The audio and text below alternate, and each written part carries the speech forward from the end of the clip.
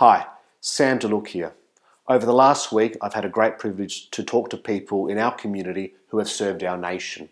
Anzac Day this year will be commemorated very differently, and this is their story for you.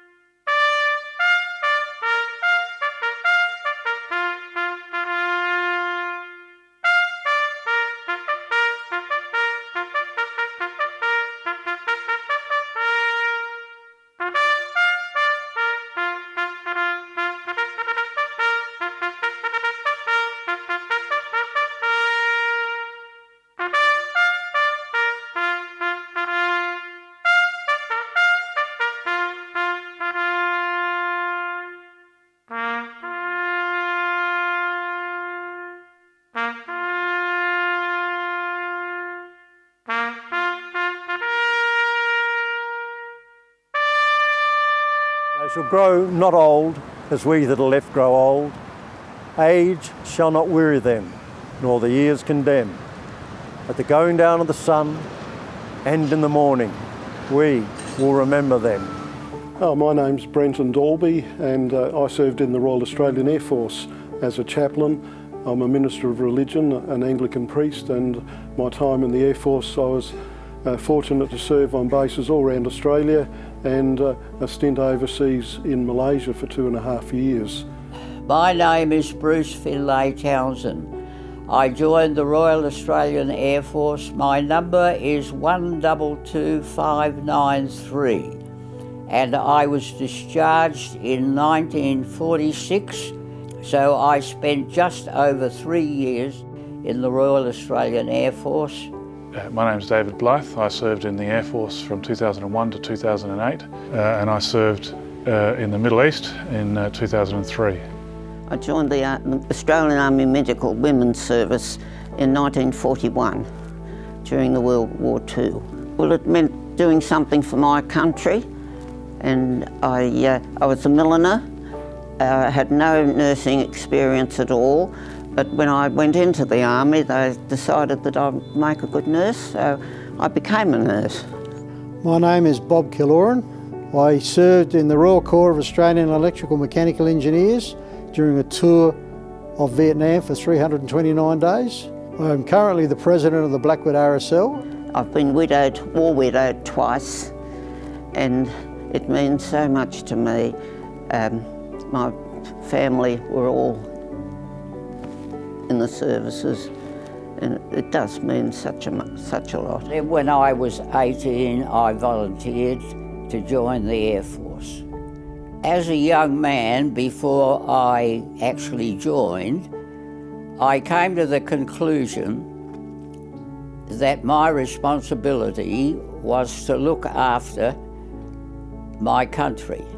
I was convinced that Hitler and his Nazi mob were a menace and that their philosophies was contrary to the British way of thinking and living, and he had no time for the Christians nor for the Jewish people.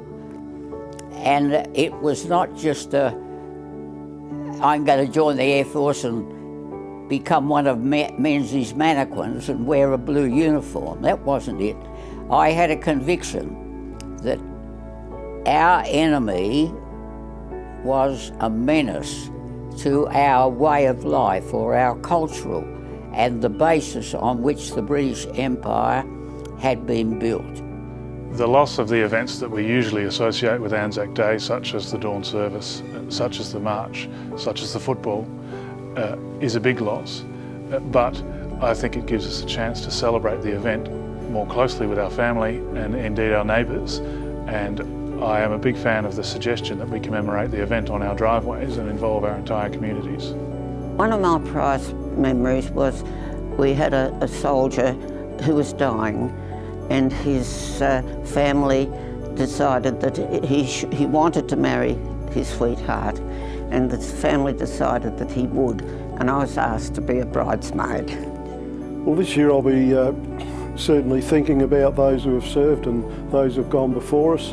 And I'll probably do that by joining many others in the community at 6 o'clock by standing in the driveway with a candle and thinking of them. I also play the bagpipes, so I might play a tune as a lament of memorial to those who have served then too. August the 15th came, which VP Day was, and that was peace in the Pacific. And everyone went mad, of course. Oh, we were excited as a 2-bob watch. We were crazy like everyone else was, and they were cheering, and there were streamers, and fellas were dancing, and girls came out and they danced there in Martin Place. I think it's very important that the children should learn about Anzac Day. Being a great-great-grandmother, I have had the privilege of speaking to the children about the service of their grandfather and myself, their grandmother, great-grandmother, great-great-grandmother. And, well, I can't say any more. You would say, I am patriotic. If we're to maintain the significance of Anzac Day, which to me is the watershed of much of the history of the Australian people, whether you think about World War II, World War I, whether you think about Vietnam, whether you think about the fellows that went on the peacekeeping responsibilities, all of those things are significant. I was in Vietnam for 329 days, which covered Anzac Day 1971. Was there for Anzac Day 1971, where every unit was given the choice to have their own service or a conglomerate one over in the middle of the task force.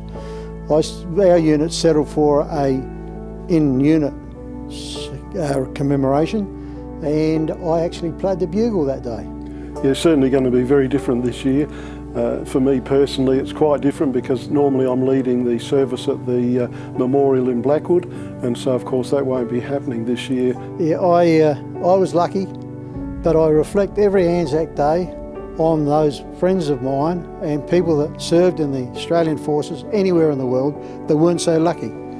And I consider an honour and a privilege to commemorate their service and then perhaps loss of life. I used to march here in Adelaide. I gave that away a few years ago because I felt that I had a responsibility to go to the nearest Anzac commemoration service, so I went to Coromandel Valley. We have very few years left in which we'll be able to thank those that served in World War II, the last great war in which Australia's very existence was threatened. And I think it's very important that we introduce our kids to the tradition of Anzac Day and have them be able to appreciate what their grandfathers and grandmothers did for them. COVID-19 has changed our Australian way of life, and this year the way that we will commemorate Anzac Day. But what is important is that we as a community stop, reflect and pause and think about those first Anzacs who stormed the beaches at Gallipoli, to everyone who has served the Australian people over 100 years now. Anzac Day is such an important day in the Australian calendar, but it is an important day for those who served, and those who served live amongst us, lest we forget.